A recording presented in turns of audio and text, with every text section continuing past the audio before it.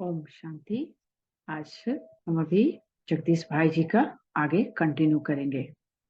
विघ्नों के पूर्व आभास से विघ्न जीत। एक बार रसियन लोगों को आबू आना था। रिजर्वेशन हुई पड़ी थी। बस द्वारा रेलवे स्टेशन जाना था। इसी बीच ट्रैफिक की हड़ताल होने का समाचार आया।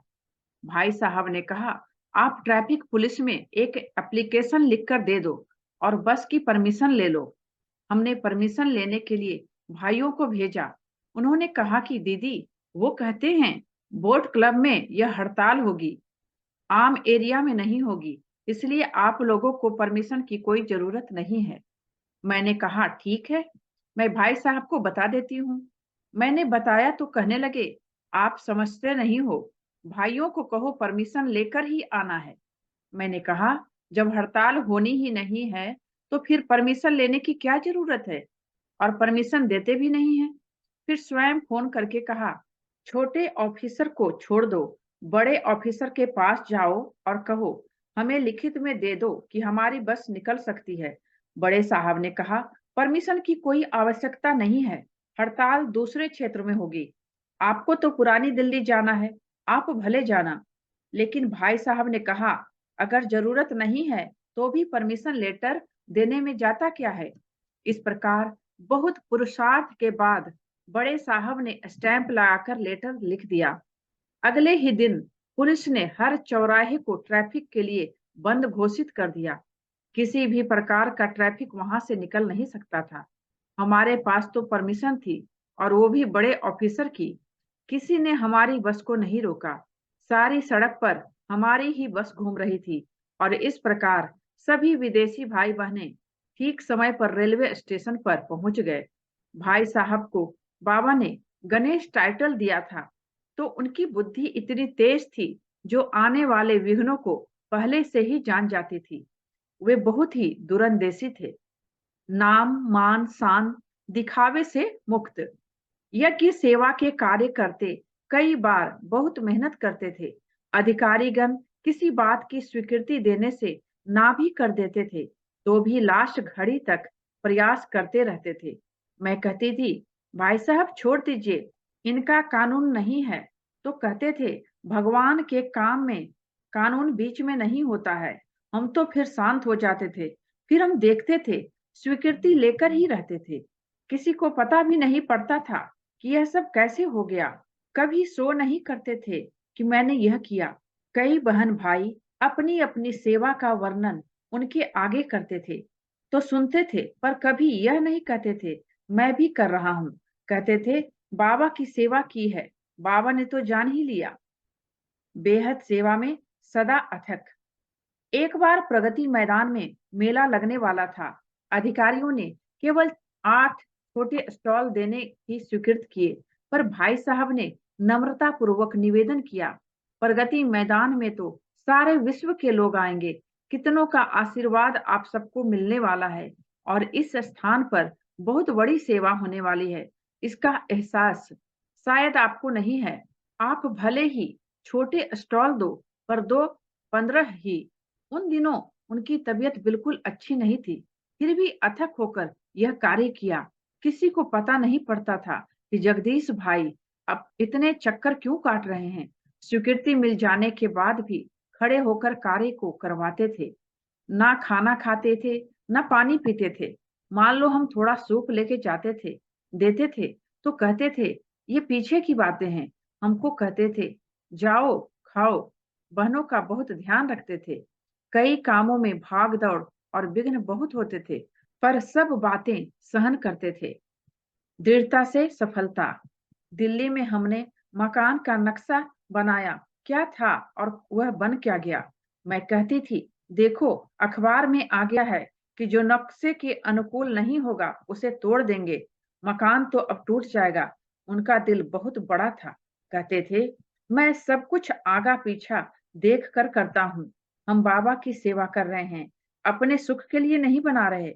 भगवान की छत्र छाया है, उसको नहीं मालूम है कि मेरे बच्चे किस लिए कर रहे हैं। आप नेगेटिव मत सोचो।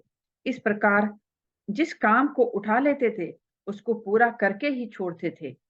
हर प्रकार की बचत। मैं कई बार कहती थी कि आप अपना वारिस तो किसी को बनाओ, तो सुनकर शांत हो जाते थे। कभी यह नहीं कहते थे कि फलां व्यक्ति मेरे पीछे देख लेगा। कहते थे बाबा का कार्य है। उनको शुरू से यह संस्कार था कि काम भले ज्यादा हो, पर करने वाले ढेर नहीं होने चाहिए। कई बार काम एक होता है और 10 करने वाले साथी सहयोगी हो जाते हैं। यह वे नहीं चाहते थे। अंत तक उन्होंने अकेले ही काम किया, कोई दूसरा साथ में नहीं लिया। कई बार स्वयं ही फोटोग्राफी कराने जाते थे, क्योंकि काम भी बढ़िया होना चाहिए और जहां 50 पैसे लगते हैं, वहां 40 पैसे में काम होना चाहिए। कहते थे यज्ञ में हम धन से सेवा नहीं कर रहे, पर यह जो बचत कर रहे हैं, यह भी धन की सेवा है। इसीलिए हम लोगों का तन मन धन तीनों तरीकों से सेवा करनी चाहिए। हमें भी सिखाते थे हर बात में बचत का ख्याल रखो। कपड़ा अगर फट रहा है तो ऐसे नहीं कि फटता ही चला जाए, उसको संभाल लो। अपने पास कपड़ों का ढेर भी ना लगा लो। चीज उतनी ही होनी चाहिए जितनी से काम चल जाए।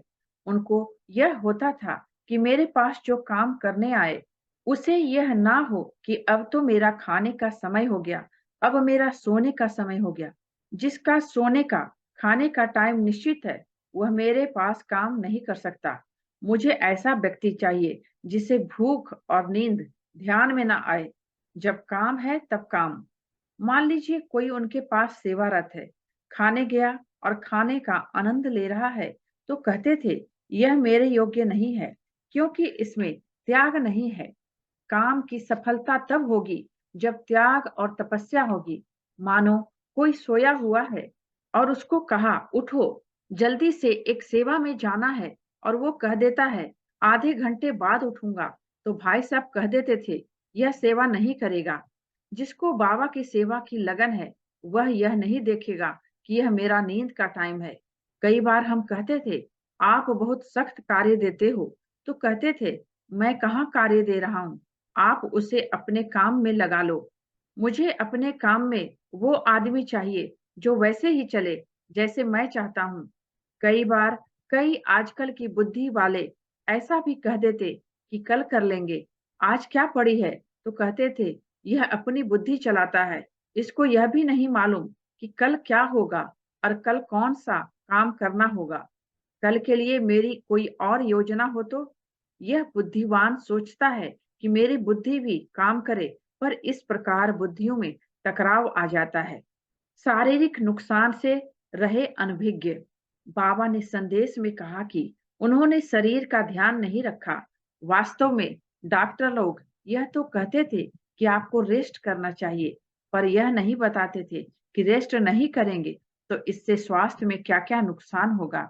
भाई साहब यह भी कह रहे थे कि शारीरिक मेहनत से लीवर को क्या नुकसान होगा। डॉक्टर्स ने मुझे एक बार भी नहीं बताया, सिर्फ कह देते थे कि आपको ज्यादा श्रम नहीं करना है। बहनों को हर बात में मान, हमें सहयोग पूरा देते थे, पर जहां ऑफिशियल रहना होता था, वहां पूरे ऑफिशियल थे। ऐसे नहीं कि उनका कोई कागज हम पढ़ लें। कई बार समाचार सुनाने हम उनके कमरे में चले भी जाते थे। यदि कोई समाचार नहीं सुनाते थे, तो यह भी कह देते थे आप लोगों ने मुझे कुछ नहीं सुनाया। कहीं भी जाते थे, कुछ भी मिलता था, सब लाकर हम निमित्त के सुपुर्द कर देते थे। हम कहते थे आप भी बड़े हैं, आप रखिए, पर कहते थे नहीं।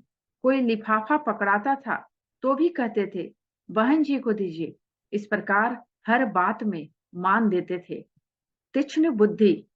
कोई मिलने आता था, उसका सम्मान दिल से करते थे, पर बिना बताए, बिना समय लिए आता था, तो भाई साहब को वो अच्छा नहीं लगता था। कहते थे कार्य के बीच में विघ्न पड़ता है और लिंक टूट जाता है। उनकी बुद्धि बहुत तीक्ष्ण थी। भाषण लिखवाते समय यदि फोन आ गया, तो 10 मिनट फोन पर बात करके पुनः जब भाषण लिखवाते थे, तो जहां से छोड़ा था वहीं से आगे चालू कर देते थे। यह नहीं पूछते थे कि पहले क्या लिखवाया था, बताओ। भोजन बाबा की याद में।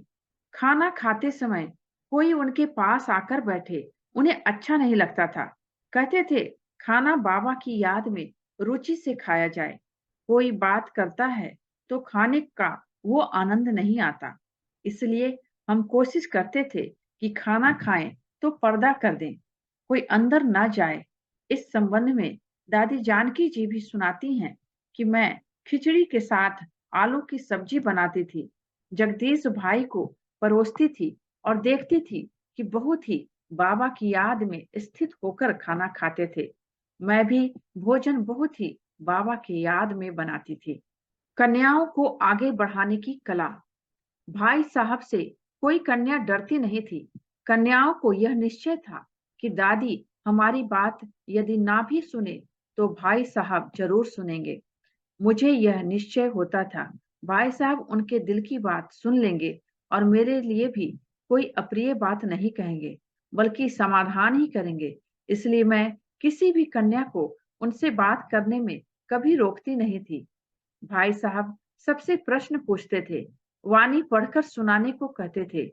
कोई बहन संकोच करती थी तो बहुत महिमा करके उसे प्रोत्साहित करते थे। सेवा केंद्र की ड्यूटी या बहनों को चलाने में उनका कोई हस्तक्षेप नहीं था। यदि किसी बात में उनके सहयोग की आवश्यकता होती थी तो वो पूरा देते थे। हम 15 बहनें इकट्ठी रहती थी। मान लो कोई बात हुई, किसी कारण से कोई थोड़ी नाराज हुई, तो मैं कहती थी रहने दो, थोड़ी देर में आपे ठीक हो जाएगी। लेकिन भाई साहब को पता पड़ जाता था तो जरूर आते थे। किसी को पता नहीं पड़ने देते थे, पर बातों बातों में पूछते थे, आज वो कहाँ गई? हम कहते थे लेटी है थोड़ी। फिर उसको कहते थे उठो, सोने का समय नहीं है, नाश्ता किया या नहीं? हम कहते थे नाश्ता नहीं किया।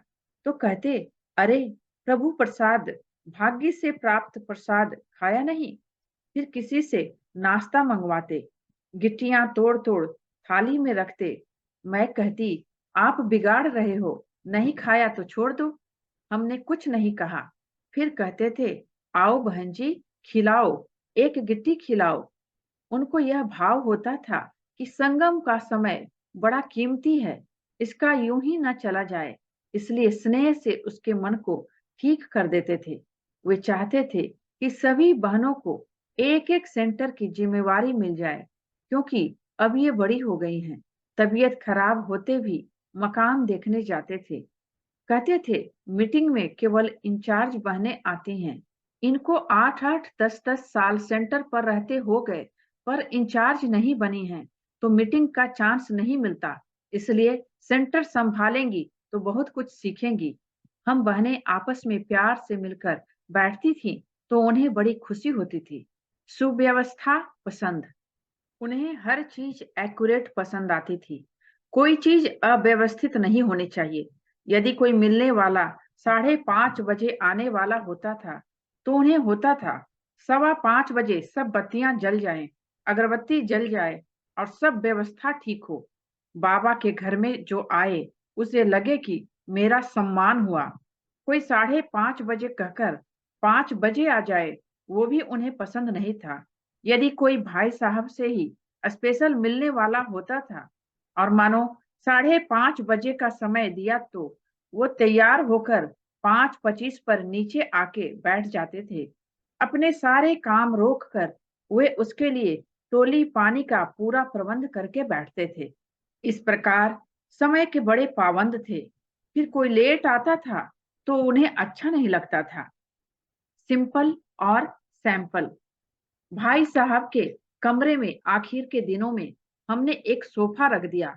उनको तो वो भी अच्छा नहीं लगा। हम कहते थे कोई आएगा पूछेगा भाई साहब कहाँ रहते हैं तो क्या दिखाएंगे। एक बार पतला सा कारपेट बिछा दिया तो कहा उठाओ। हमने कहा नहीं उठाएंगे, इतनी गर्मी में भी बिना एसी के रहे। जब हमने एसी लगवाया तो कहा पहले बहनों के कमरे में लगेगा, तब फिर लगवाऊंगा। वो कहते थे मुझे इतनी सुविधाएं नहीं चाहिए। उनका सूत्र था अपने पर खर्च कम से कम हो, सेवा ज्यादा से ज्यादा हो, बीमारी में भी झेली कठिनाइयां। जब उन्हें पहली उल्टी आई तो हॉस्पिटल लेकर गए। वहां प्राइवेट रूम मिलना संभव नहीं था। उनको जनरल वार्ड में रखा गया, पर लैट्रिन बाथरूम गंदे थे, तो रात को घर आ गए। डॉक्टर ने कहा था पूर्ण रेस्ट करना है, पर वहां रेस्ट कैसे करें? बाथरूम आदि की सुविधाएं थी नहीं। जब सेवा केंद्र पर आए तो हमने कहा नीचे ही रेस्ट कर लीजिए, ऊपर मत चढ़िए। हम आपके लिए एक ही दिन में नीचे ही सब सुविधाएं निर्मित कर देंगे। परंतु नहीं, तीसरी मंजिल पर अपने निश्चित स्थान पर जाकर ही रहे। फिर हॉस्पिटल गए। 2 दिन ऐसे आना जाना करते रहे। 2 दिन बाद प्राइवेट रूम मिला, पर 2 दिन में भी तकलीफ तो बहुत उठाई ना। बाबा को पहचाना नहीं। जब वे ग्लोबल हॉस्पिटल में थे तो एक दिन हम सब उनके पास बैठे थे। गुलजार दादी बाद में आई थी। कहने लगे सबने बाबा को पहचाना नहीं। हमने कहा भाई साहब, आपने इतना लिखा है, सब पढ़ेंगे तो पहचान लेंगे। गुलजार दादी आई तो उनको भाई साहब की बात बताई। दादी ने कहा जगदीश जी, आपने तो पहचाना ना? तो कहा नहीं, मैंने भी कम पहचाना। जितना पहचानना था उतना नहीं पहचाना। उस बाप को जिसने हमें इतना प्रत्यक्ष किया, उसके लिए हमें क्या नहीं करना चाहिए, यह उनके अंदर बहुत भावना रहती थी। जब भी क्लास कराते थे तो यही कहते थे कि हमने तो अपना सब कुछ समेट लिया, अब आप ऐसा करना। वे कहते थे जीवन हमारा त्यागी तपस्वी हो, ईश्वर का ज्ञान हमारे जीवन से टपके। हम केवल सेवा ही ना करें, बल्कि स्वयं सेवा का स्वरूप भी बने। 72 वर्ष में 100 वर्ष जितनी सेवा। जब हॉस्पिटल में आए तो अपनी पूर्ण हुई किताबों को अपने साथ ले आए थे और उन्हें जल्दी से छापने का आदेश दे भी दिया था। छपाई बहुत सुंदर ढंग से हो, इस पर भी उनका विशेष ध्यान रहता था। इसलिए निमित्त आत्म भाई को उन्होंने कहा था कि इकट्ठा कागज खरीदना, ताकि किताब में एक ही प्रकार का कागज लगे। 2 प्रकार का लगने से उसकी शोभा कम हो जाती है। कई बार कहते थे बाबा तो बहुत साहूकार है, पर मैं उनका गरीब बच्चा हूँ। अगर मेरे हाथ में 5-7 लाख रुपए होते तो मैं बढ़िया से बढ़िया किताबें छपवाता। भाई साहब कहते थे कि मेरी आयु अगर 72 वर्ष है तो मैंने 100 वर्ष की आयु इतना काम किया है। अंतिम श्वास तक प्रत्यक्षता की योजना। सोनीपत की जमीन पर बाबा की प्रत्यक्षता के निमित्त कुछ विशेष बने। जगदीश भाई को इसकी बहुत लगन थी। बीमारी के दौरान भी उस जमीन के बारे में उनके मन में निरंतर योजनाएं चलती रहती थी। उन्हें महसूस होता था कि मेरे पास समय कम है, लेकिन इस कम समय में भी मैं बाबा के लिए कुछ विशेष करके जाऊं। उनकी भावना थी कि कोई ऐसी चीज बननी चाहिए जो भी देखें उसे लगे सत्यता हो तो ऐसी हो। दुनिया में भी प्लानिटेरियम होता है जहां बैठे बैठे तारा मंडल और रात देखने में आ जाती है। इसी प्रकार ऐसी कोई चीज बने जिसमें साकार वतन में बैठे बैठे सूक्ष्म वतन दिखाई दे। सूक्ष्म वतन का पूरा दृश्य इस रूप से सामने आ जाए जो सबको सूक्ष्म वतन का अनुभव हो जाए। सूक्ष्म वतन की लाइट की भी अनुभूति हो, फिर इस अनुभव से भी ऊपर उठकर निराकारी दुनिया एकदम सोल वर्ल्ड में पहुंच जाए, वहां का अनुभव हो। अमेरिका जैसा डिज्नीलैंड बने। दिल्ली में एयरपोर्ट के पास भी कई जगहें देखते रहे। फिर जब सोनीपत की जगह मिली तो कहा मुझे इसके लिए कुछ प्लान करने दो, तो दादियों ने भी स्वीकृति दे दी। हमने कहा आप इतनी जिम्मेवारी ले रहे हो, शरीर चल नहीं रहा है, तो कहा मेरी फोल्डिंग खटिया और रजाई ले चलना, मैं सोनीपत की जमीन पर ही मीटिंग करूंगा। हमने कहा आप भाई बहनों को यहीं बुला लीजिए, तो कहा उसी स्थान पर मीटिंग करें तो आइडिया दिया जा सकता है। यह अलग बात है कि वो वहां जा नहीं सके, पर बाबा की प्रत्यक्षता की लगन बहुत थी। वे चाहते थे कि ऐसा स्थान बने जो बहुत देखने वाले वहां आए। कई आर्किटेक्ट से भिन्न भिन्न नक्शों का निर्माण भी करवाया। कहते थे वैसे तो मेरी आयु पूरी हो गई है, अगर बाबा इस सेवा का मौका देगा तो वो मेरे लिए ग्रेस में बाबा द्वारा दिए गए वर्ष होंगे। अधूरे कार्य पूरे करने की लगन। ग्लोबल हॉस्पिटल में जब आईसीयू में थे तो मैं रात को 12 बजे सोने के लिए चली गई और फिर 1 बजे उन्हें देखने के लिए पुनः आई, क्योंकि हालत तो नाजुक ही थी। देखकर आश्चर्यचकित हुई कि क्लीनर सुनील भाई तख्ती पर कागज लगाए बैठा है और भाई साहब कुछ लिखवा रहे हैं। मैंने पूछा, सुनील क्या कर रहे हो? तो कहा, भाई साहब ने कहा है अगर थोड़ा भी लिखना जानता है तो लिख। मैंने फिर से पूछा, भाई साहब क्या लिखवा रहे हो? जगदीश भाई ने कहा, योग बल से संतान कैसे होगी, यह मेरी किताब अधूरी है, इसे पूरा करना है। उन्हें अपने अधूरे कार्य पूरे करने की अंतिम श्वास तक बड़ी लगन रही।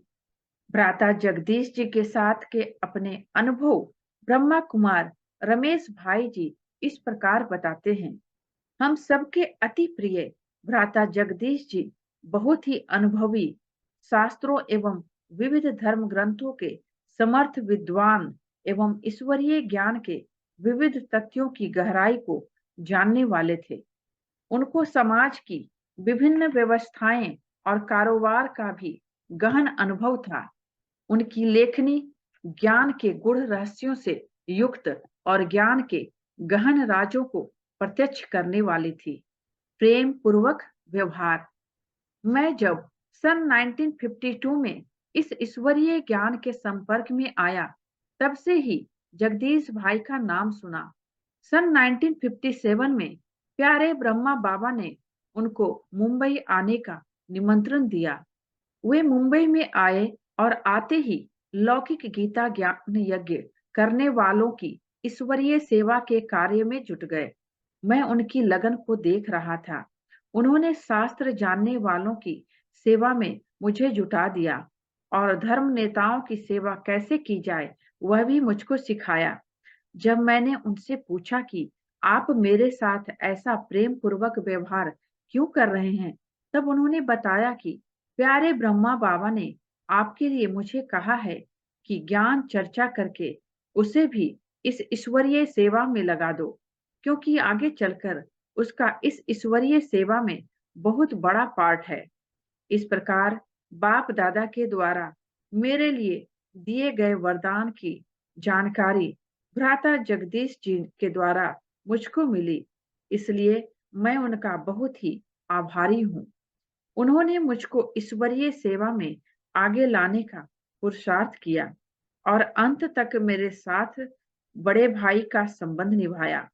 मैं उनको सदा ही कहता था कि भले ही ज्ञान के हिसाब से राम लक्ष्मण का संबंध त्रेता युगी है, किंतु फिर भी मुझे लक्ष्मण के रूप में आपकी सेवा करने और साथ निभाने का सदा ही गौरव अनुभव होता है।